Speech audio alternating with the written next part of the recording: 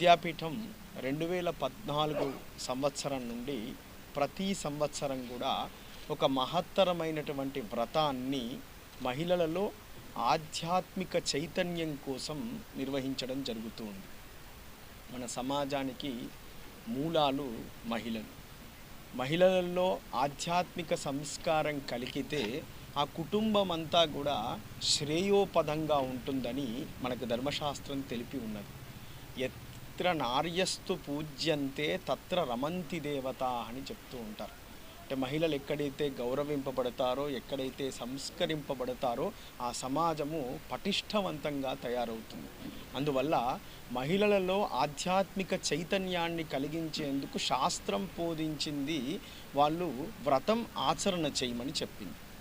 మనకు అనేకమైనటువంటి వ్రతములు ఉన్నాయి. ప్రతిరోజు ఒక్కొక్క వ్రతం చెప్పారు. 360 వ్రతాలు ఉన్నాయి. దాంతోపాటు ఇంకా అనేకమైనటువంటి వ్రతాలు ఉన్నాయి. వాటి యొక్క విజ్ఞానాన్ని, వాటి ఫలితాన్ని కలిగించాలని శ్రీ జ్యోతిర్వాస్తు విద్యాపీఠం ప్రతి సంవత్సరం ఒక అత్యద్భుతమైనటువంటి వ్రతాన్ని ఎంపిక చేసి ఆ వ్రతాన్ని సహస్రాధిక మహిళల చేత ఏకకాలంలో నిర్వహించి తరిస్తూ ఉంది. 2014లో సువర్ణ గౌరీ వ్రతం అనేటువంటి ఒక మహత్తరమైనటువంటి వ్రతాన్ని ఆచరణ చేసింది 1000 మంది మహిళల చేత. తర్వాత సంపత్ గౌరీ వ్రతాన్ని 1200 మంది మహిళల చేత, ఆముక్తాభరణ సప్తమి అనేటువంటి వ్రతాన్ని 1700 మంది మహిళల చేత, ఇట్లా ఒక్కొక్క వ్రతం, పాశుపత వ్రతం, చంపాషష్ఠి వ్రతం, ఇట్లా అనేక రకాలైనటువంటి వ్రతాలను ఆచరణ చేస్తూ ఉంది. వ్రతములు ధర్మశాస్త్రం ప్రకారంగా 3 భాగాలుగా చేయడం జరుగుతుంది. మొట్టమొదటిది సౌభాగ్య వ్రతములు అని అంటారు. స్త్రీకి అత్యంత గొప్పనైనటువంటిది భర్త యొక్క క్షేమం, కుటుంబం యొక్క క్షేమం.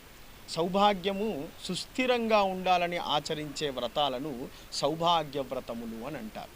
2 మనిషికి కోరికలు, సంతానం కావాలి, అదేవిధంగా మంచి భర్త కలగాలి, మంచి ఐశ్వర్యం కలగాలని ఆచరించేటువంటి వ్రతాలను సౌభాగ్య వ్రతములు, కామ్య వ్రతములు అని అంటారు. 2వ వ్రతములు కామ్య వ్రతములు. మొదటిది సౌభాగ్యం కోసం ఆచరించేటువంటి వ్రతములు సౌభాగ్య వ్రతములు, కోరికల కోసం ఆచరించేటువంటి వ్రతములు కామ్య వ్రతములు. ఇక 3వది ప్రాయశ్చిత్త వ్రతములు అని పేరు.